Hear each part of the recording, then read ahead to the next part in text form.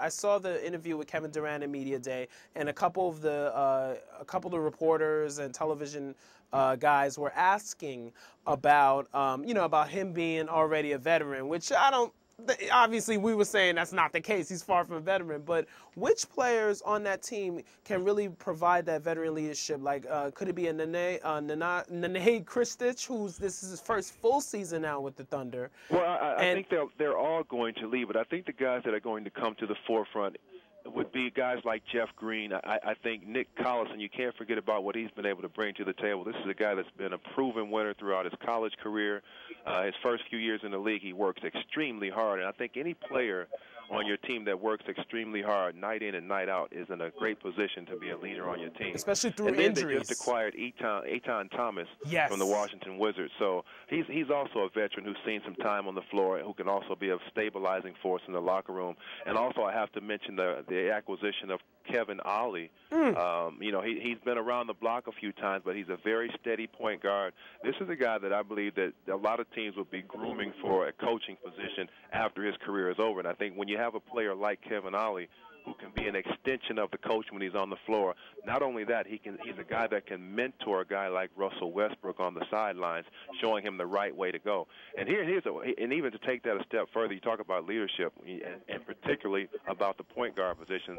They added Mo Cheeks to the coaching staff, and I think that's going to bolster an already very good coaching staff. That's what I wanted to ask you. Mo Cheeks, I mean, perfect for Russell Westbrook. Absolutely, definitely. And and Mo Cheeks, one of the great overall defensive point guards in the league's ever seen. That's for sure. Exactly.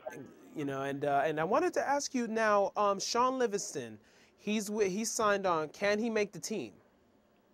Shaun Livingston, in my estimation, will be on the team. Okay. He showed some very good flashes of brilliance last year. Now, keep in mind, he's coming off of that severe knee injury. Oh, God, that was tough to look at. I think that's behind him now. I've seen him practice. I've seen him play, and I think he's ready to go. He's a 6'5", 6'6" guard who can see over the top of the defense.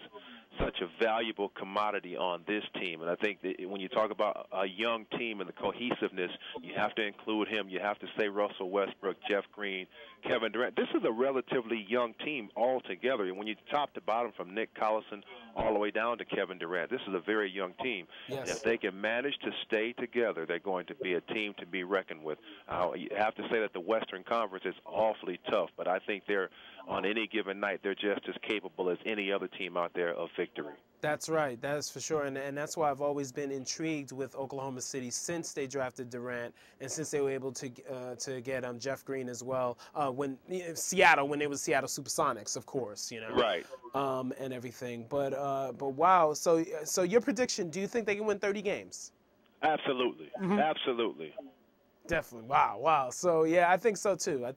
Because, like I said, the young talent there. And then next year, oh, boy, they could be the next Portland Trail Blazers. I think they can be. And I think this is a team that's built.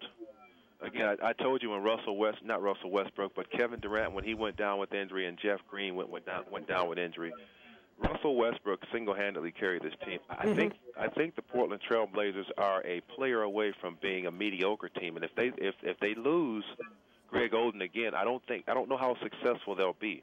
And on this team, the Oklahoma City Thunder, I think they're geared. It's a process that they have that no matter who's on the team, it's the method of operation that makes this team successful. Wow. Well, I have to say, Grant, Such an honor to have you on the show, and it's a pleasure to meet you at the NBA draft, actually, where we met. And wow, thank you so much for being on So Much to Talk About. Honor to speak with you, and I enjoyed the way you played the game, the NBA, and you were a glue guy, one of those glue guys for sure, and I appreciate those type of players. Hey, thanks for having me, man. Anytime. Thank you, and we'll talk soon for sure. All righty.